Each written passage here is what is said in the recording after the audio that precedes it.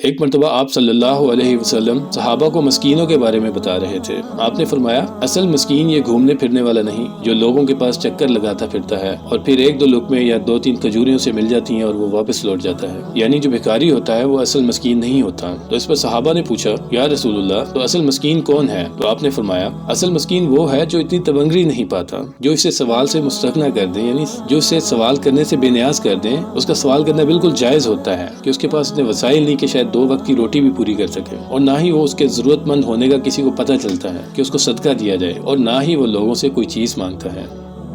ایک مرتبہ ایک آدمی آپ صلی اللہ علیہ وسلم کے پاس آیا اور عرض کی، یا رسول اللہ، کون سا صدقہ اجر میں بڑا ہے؟ تو اس پر آپ نے فرمایا، ہاں، تمہارے باپ کا بھلا ہو، تمہیں اس بات سے آگاہ کیا جاتا ہے کہ تم اس وقت صدقہ کرو جب تم تندرست ہو اور مال کی خواہش رکھتے ہو، فقر سے ڈرتے ہو اور لمبی زندگی کی امید رکھتے ہو۔ پھر حضور نے فرمایا، خود کو اتنی مہلت نہ دو کہ جب تمہاری جان حلق تک پہنچ جائے تو پھر وصیت کرتے ہوئے کہو کہ فلاں کا اتنا ہے اور فلاں کا اتنا ہے، وہ تو فلاں کا ہو ہی چکا۔ اللہ پاک نے قرآن مجید میں فرمایا سورۃ اللیل کہ اس کا مال آخر اس کے کس کام آئے گا جب وہ ہلاک ہو جائے گا۔ نبی اکرم صلی اللہ علیہ وسلم نے فرمایا، تم میں سے کوئی شخص صبح کو نکلے اور اپنی پشت پر لکڑیاں اکٹھی کر لائے اور اس سے صدقہ کرے، یعنی کہ سخت محنت مشقت کرے اور خود پر، اپنے خاندان پر، اور اگر کچھ بچ جائے تو رشتہ داروں پر اور ضرورت مندوں پر صدقہ کرے، اور لوگوں کے عطیے سے بالکل بے نیاز ہو جائے، یعنی کہ صرف اور صرف اللہ کے دیے ہوئے رزق حلال پر ڈیپینڈ کرے، اور یہ عمل اس سے بہت بہتر ہے کہ کسی آدمی سے مانگا جائے، وہ چاہے تو اسے دے دے یا چاہے تو اسے محروم رکھے، اور بلا شبہ اوپر والا ہاتھ نیچے والے ہاتھ سے افضل ہے۔ اور فرمایا، خرچ کرنے کی ابتدا ان سے کرو جن کی تم کفالت کرتے ہو۔ رسول اللہ صلی اللہ علیہ وسلم نے فرمایا، جب انسان فوت ہو جاتا ہے تو اس کا عمل منقطع ہو جاتا ہے سوائے ان 3 اعمال کے جو کہ منقطع نہیں ہوتے۔ نمبر 1، صدقہ جاریہ۔ نمبر 2، کوئی ایسا علم جس سے انسانیت فائدہ اٹھائے اور وہ انسانیت کی بھلائی کے لیے ہو، اور نمبر 3، وہ نیک اولاد جو اس کے حق میں دعا کرے۔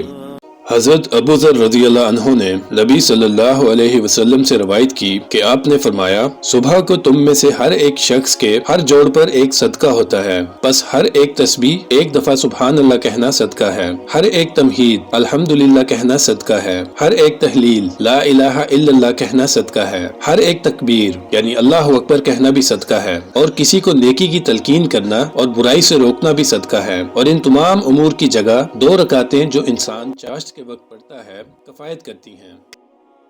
نبی علیہ السلام نے فرمایا، 2 باتوں کے سوا کسی چیز میں بھی رشک نہیں کیا جا سکتا۔ سبحان اللہ، وہ 2 باتیں اتنی قیمتی ہیں جن پر اللہ کے نبی نے بھی رشک کیا، اور اس سے زیادہ قیمتی کوئی چیز نہیں جس پر رشک کیا جا سکے۔ ان میں سے ایک وہ آدمی جسے اللہ تعالیٰ نے مال دیا، پھر اسے اس پر مسلط کر دیا، یعنی اس پر قادر کر دیا، اس پر اختیار دے دیا، اور اس کا دل اس پر راضی کر دیا کہ وہ اس مال کو حق کی راہ میں بے دریغ لٹائے، یعنی جہاد بالمال اور جہاد فی سبیل اللہ کرے اور بے دریغ کرے۔ اور دوسرا وہ شخص جسے اللہ تعالیٰ نے حکمت اور دانائی عطا کی، اور وہ اس کے مطابق اپنے اور دوسروں کے معاملات طے کرتا ہے اور اس کی تعلیم دیتا ہے۔ کسی کو اللہ تعالیٰ نے کتاب کا علم دے دیا اور وہ اس کے مطابق اپنی بھی اصلاح کرتا ہے اور دوسروں کی بھی اصلاح کرتا ہے اور اس کی تعلیم دیتا ہے، تو فرمایا یہ 2 چیزیں اتنی قابل رشک ہیں کہ اس سے زیادہ کوئی چیز قابل رشک نہیں۔ ہمارے نبی صلی اللہ علیہ وسلم نے فرمایا، مسلمان جب اپنے اہل و عیال پر خرچ کرتا ہے اور اس کی نیت یہ ہوتی ہے کہ اس سے اللہ کی رضا حاصل ہوگی، اس سے اللہ کی خوشندی حاصل ہوگی، تو وہ خرچ کرنا اس کے لیے صدقہ بن جاتا ہے۔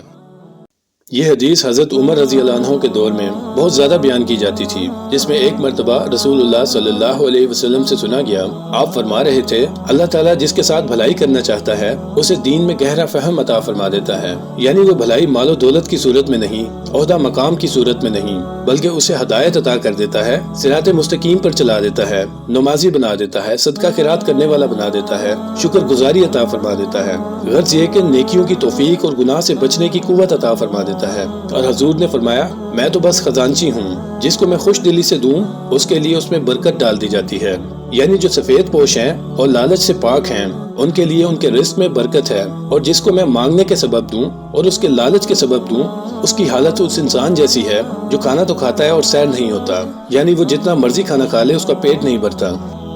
آپ صلی اللہ علیہ وسلم نے فرمایا، اے لوگو، اللہ تعالیٰ پاک ہے اور پاک مال کے سوا کوئی مال قبول نہیں کرتا۔ اور اللہ تعالیٰ نے مومنوں کو بھی اسی بات کا حکم دیا جس کا رسولوں کو حکم دیا۔ اللہ تعالیٰ نے فرمایا، اے پیغمبران کرام، پاک چیزیں کھاؤ اور نیک کام کرو، جو عمل تم کرتے ہو میں اسے اچھی طرح جاننے والا ہوں۔ اور فرمایا، اے مومنوں، جو پاک رزق ہم نے تمہیں عطا فرمایا اس میں سے کھاؤ۔ پھر آپ نے ایک آدمی کا ذکر کیا جو طویل سفر کرتا ہے، یعنی کہ دنیا کمانے کے لیے بہت زیادہ بھاگ دوڑ کرتا ہے، بال پرانگدہ اور جسم گرد آلود، یعنی دنیا کمانے میں اتنا مشغول رہا، اتنا مصروف رہا کہ خود اپنا آپ بھول گیا۔ دعا کے لیے آسمان کی طرف اپنے دونوں ہاتھ پھیلاتا ہے اور کہتا ہے، اے میرے رب، اے میرے رب، جبکہ اس کا کھانا حرام کا ہے، اس کا پینا حرام کا ہے، اس کا لباس حرام کا ہے اور اس کو غذا حرام کی ملی ہے، تو اس کی دعا کہاں سے قبول ہوگی؟ ایک مرتبہ نبی اکرم صلی اللہ علیہ وسلم کے کچھ ساتھیوں نے آپ سے عرض کی، اے اللہ کے نبی، زیادہ مال رکھنے والے اجر و ثواب لے گئے، وہ ہماری طرح نماز پڑھتے ہیں، ہماری طرح روزے رکھتے ہیں اور اپنی ضرورت سے زائد مالوں سے صدقہ کرتے ہیں جو ہم نہیں کر سکتے۔ تو اس پر آپ نے فرمایا، کیا اللہ تعالیٰ نے تمہارے لیے ایسی چیز نہیں بنائی جس سے تم صدقہ کر سکو؟ بے شک ہر دفعہ سبحان اللہ کہنا صدقہ ہے، ہر دفعہ اللہ اکبر کہنا صدقہ ہے، ہر دفعہ الحمدللہ کہنا صدقہ ہے، ہر دفعہ لا الہ الا اللہ کہنا صدقہ ہے، نیکی کی تلقین کرنا صدقہ ہے، برائی سے روکنا صدقہ ہے، اور بیوی سے مباشرت کرتے ہوئے تمہارے عزو میں صدقہ ہے۔ صحابہ کرام نے پوچھا، اے اللہ کے رسول، ہم میں سے کوئی اپنی خواہش پوری کرتا ہے تو کیا اس میں بھی اجر ملتا ہے؟ تو اس پر آپ نے فرمایا، اگر وہ جائز طریقے سے حلال جگہ پر پوری کرتا ہے تو اس کے لیے اجر ہے۔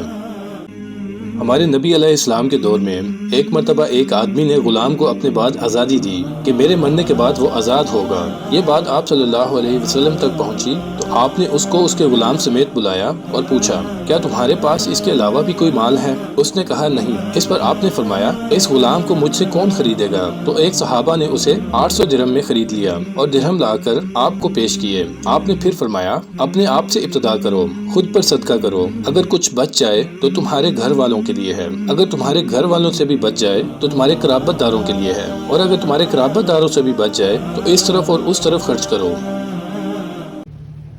ایک مرتبہ آپ صلی اللہ علیہ وسلم نے صحابہ سے 4 سوال پوچھے۔ آپ نے پہلا سوال پوچھا، آج تم میں سے روزے دار کون ہے؟ تو ابو بکر صدیق رضی اللہ عنہ نے کہا، یا رسول اللہ میں۔ حضور نے پوچھا، آج تم میں سے جنازے کے ساتھ کون گیا؟ تو حضرت ابو بکر صدیق رضی اللہ عنہ نے کہا، یا رسول اللہ میں۔ تو حضور نے پوچھا، آج تم میں سے کس نے کسی مسکین کو کھانا کھلایا؟ تو جناب ابو بکر صدیق رضی اللہ عنہ نے جواب دیا، یا رسول اللہ میں نے۔ پھر حضور نے پوچھا، آج تم میں سے کسی بیمار کی تیمارداری کس نے کی؟ جناب ابو بکر صدیق رضی اللہ عنہ نے کہا، یا رسول اللہ میں نے۔ تو پھر آپ صلی اللہ علیہ وسلم نے فرمایا، کسی انسان میں یہ نیکیاں جمع ہوتی ہیں تو وہ یقیناً جنت میں داخل ہوتا ہے، یعنی کنفرم جنتی ہے۔ رسول اللہ صلی اللہ علیہ وسلم نے فرمایا، اپنے مال کو ہر طرف خرچ کرو، یعنی اللہ کی راہ میں زکوٰۃ ادا کرو، صدقہ خیرات کرو، یا فرمایا پانی کی طرح بہاؤ یا خرچ کرو، اور اسے شمار نہ کرو ورنہ اللہ بھی تمہیں شمار کر کر کے دے گا، اور اپنا مال سنبھال کر نہ رکھو ورنہ اللہ بھی تم سے سنبھال کر رکھے گا۔ نبی اکرم صلی اللہ علیہ وسلم نے فرمایا، 7 قسم کے لوگوں کو اللہ تعالیٰ اس دن اپنے سائے میں سایہ مہیا کرے گا جس دن اس کے سائے کے سوا کوئی اور سایہ نہیں ہوگا۔ ان میں سے پہلا وہ شخص جو عدل کرنے والا حکمران تھا، اور وہ نوجوان جو اللہ کی عبادت کے ساتھ پروان چڑھا۔ پھر فرمایا، اور وہ آدمی جس کا دل مسجد میں اٹکا ہوا ہے۔ اور پھر فرمایا، ایسے 2 آدمی جنہوں نے اللہ کی خاطر ایک دوسرے سے محبت کی، اسی پر اکٹھے ہوئے اور اسی پر جدا ہوئے۔ پھر فرمایا، ایسا آدمی جسے مرتبے اور حسن والی عورت نے گناہ کی طرف مائل کرنا چاہا، مگر اس آدمی نے کہا، میں اللہ سے خوف کھاتا ہوں، اللہ کا ڈر رکھتا ہوں، اور وہ اس برائی سے باز رہا۔ اور وہ آدمی جس نے چھپا کر صدقہ کیا، حتیٰ کہ اس کا بایاں ہاتھ جو کچھ خرچ کر رہا تھا اسے دایاں ہاتھ نہیں جانتا تھا۔ اور وہ آدمی جس نے تنہائی میں اللہ کو یاد کیا، اور اتنی عقیدت سے، اتنے خوف سے اور اتنی محبت سے یاد کیا کہ اس کی آنکھیں بہنے لگیں۔